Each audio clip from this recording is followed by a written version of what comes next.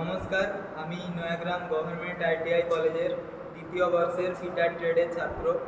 আমরা স্যারেদের সহযোগিতায় একটি সেন্সিটিভ ড্রিল মেশিন প্রজেক্ট তৈরি করেছি।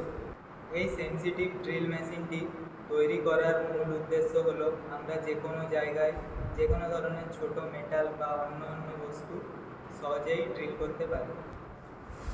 আমরা এই সেন্সিটিভ ড্রিল মেশিনটি তৈরি করতে কয়েকটি উপকরণ ব্যবহার করেছি।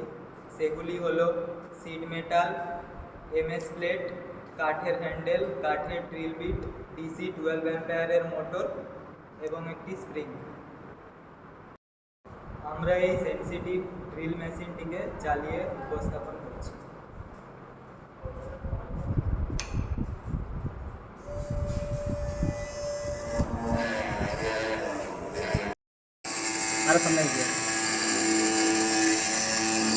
ধন্যবাদ সৌজন্যে নয়াগ্রাম গভর্নমেন্ট